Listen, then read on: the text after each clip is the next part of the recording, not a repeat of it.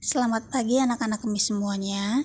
Kembali lagi dengan Miss pada pelajaran matematika kelas 8. Nah, materi kita sebelumnya sudah kita bahas mengenai relasi dan penyajiannya, serta fungsi dan penyajiannya.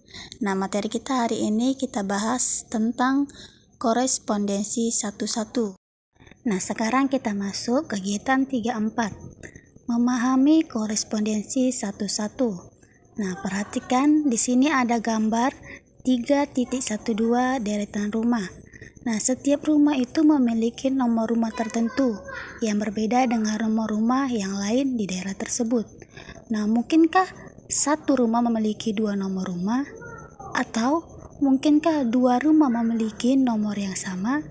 Tentu saja jawabannya tidak.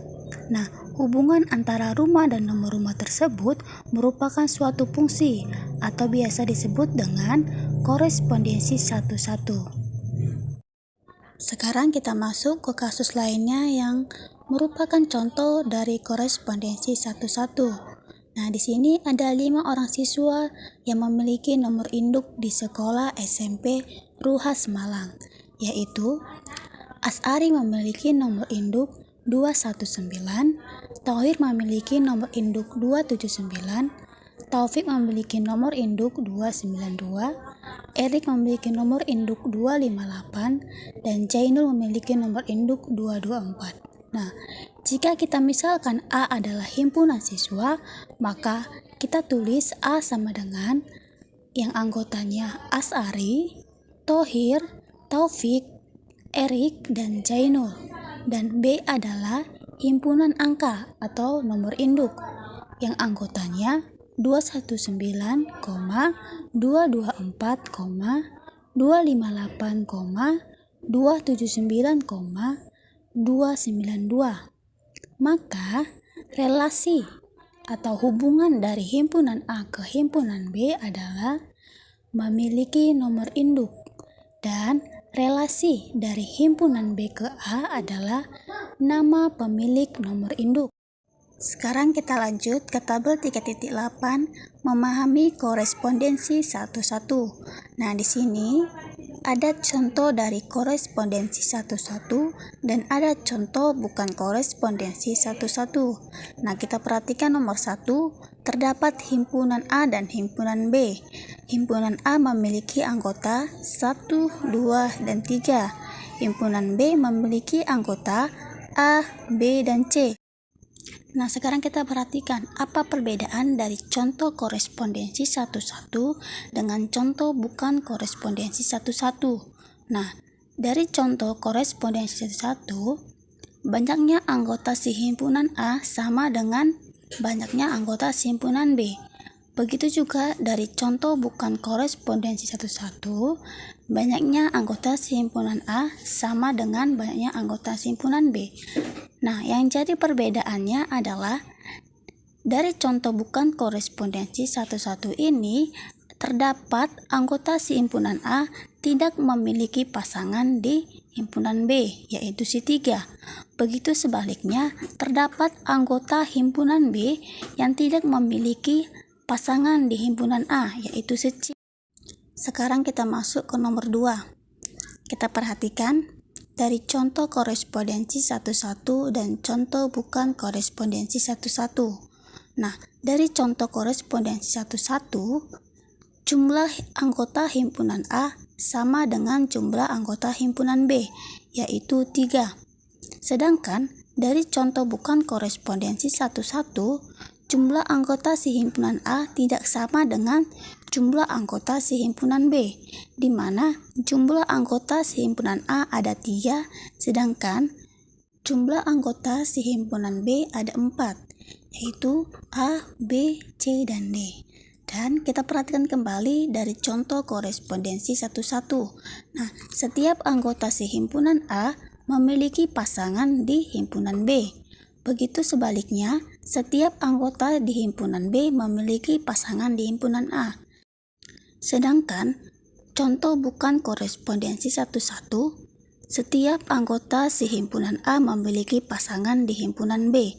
Namun yang menjadi perbedaan dari contoh korespondensi 1-1 dengan contoh bukan korespondensi 1-1 adalah terdapat anggota dari himpunan B yaitu si C tidak memiliki pasangan di himpunan A. Begitu juga dengan nomor 3 dan nomor 4. Dari contoh korespondensi 1-1, jumlah anggota himpunan A sama banyaknya dengan jumlah anggota si himpunan B. Dan setiap anggota himpunan A memiliki pasangan di himpunan B. Dan setiap anggota di himpunan B juga memiliki pasangan di himpunan A. Sedangkan contoh bukan korespondensi 1-1, jumlah anggota himpunan A tidak sama banyaknya dengan jumlah anggota si himpunan B. Maka ciri-ciri korespondensi 1-1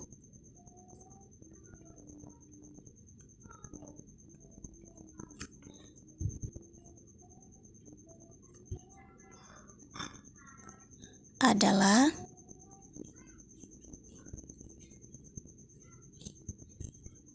yang pertama, banyaknya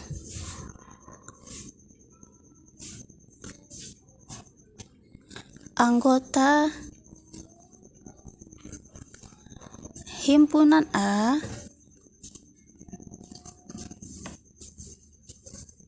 sama dengan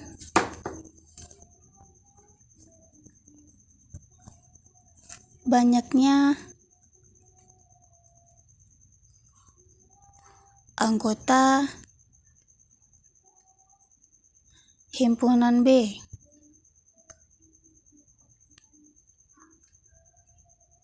Atau ditulis NA sama dengan NB, yang artinya banyaknya anggota himpunan A sama dengan banyaknya anggota himpunan B.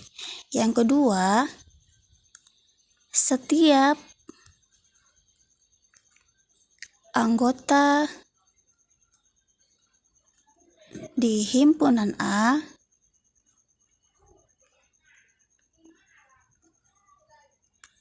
memiliki pasangan di himpunan B.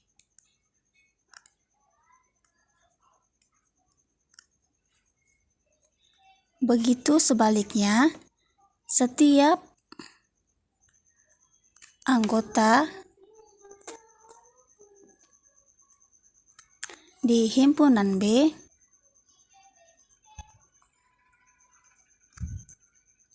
memiliki pasangan di himpunan A. Yang artinya, jika satu kita pasangkan ke si A, maka si 2 atau si 3 tidak boleh kita pasangkan ke si A, karena si A ini sudah memiliki pasangan yaitu si 1. Dan jika si 2 kita pasangkan ke si B, maka si 3 ini juga tidak boleh kita pasangkan ke si B, karena si B ini sudah memiliki pasangan yaitu si 2. Jadi si 3 ini kita pasangkan ke si C. Nah, itulah maksudnya dari ciri-ciri yang nomor 2 ini, di mana setiap anggota di himpunan A memiliki pasangan di himpunan B, dan sebaliknya, setiap anggota di himpunan B memiliki pasangan di himpunan A. Sekarang kita lanjut. Perhatikan contoh korespondensi 1-1 pada tabel 3.9. Ini tabelnya. Nomor 1. Diketahui himpunan A yang anggotanya 1, 2, dan 3, dan himpunan B yang anggotanya A, B, dan C. Relasi dari himpunan A ke himpunan B yang merupakan korespondensi 1-1 dapat dijabarkan dalam tabel sebagai berikut. Nah, banyaknya korespondensi satu-satu dari himpunan A ke himpunan B ada 6. Itulah banyaknya korespondensi satu-satu dari banyaknya himpunan A dan himpunan B yang berjumlah 3 anggota. Kemudian kita lanjut dengan melakukan kegiatan berikut untuk menentukan banyaknya korespondensi satu-satu yang mungkin antara himpunan A dan himpunan B berdasarkan banyak anggotanya. Nah, melalui tabel ini kita akan tahu bagaimana menentukan banyaknya korespondensi satu-satu. Nah, sekarang kita lanjut. Jika NA sama dengan NB 1, maka banyak korespondensi satu-satu yang mungkin adalah 1. Nah, jika NA sama dengan NB-nya 2, maka banyak korespondensi satu-satunya adalah 2. Nah, jika NA sama dengan NB-nya 3, maka banyaknya korespondensi satu-satu yang mungkin terjadi adalah 6. Nah, dari mana 6 ini? 6 ini dari 3 dikali 2 dikali 1, maka 6.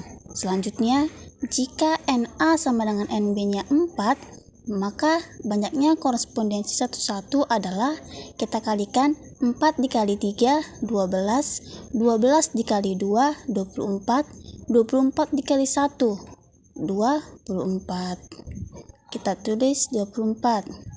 Sekarang, jika NA sama dengan NB-nya 5, maka banyaknya korespondensi satu-satu yang mungkin terjadi adalah kita kalikan 5 kali 4, 20, 20 kali 3, 60, 60 kali 2, 120, 120 kali 1 sama dengan 120. Jika NA sama dengan NB-nya 6, maka banyaknya korespondensi satu-satu yang mungkin terjadi adalah 720.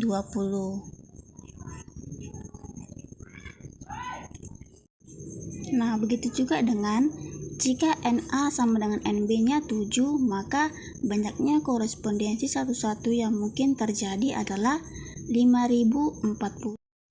Sekarang, bagaimana jika NA sama dengan NB-nya 8, 9, 10 dan seterusnya sampai N? Kita menggunakan rumus N faktorial. Contohnya, jika NA sama dengan NB sama dengan 5, berarti untuk mencari banyaknya korespondensi satu-satu, kita menggunakan rumus N faktorial. Nah, soalnya kan NA sama dengan NB sama dengan 5. Berarti N-nya sama dengan 5.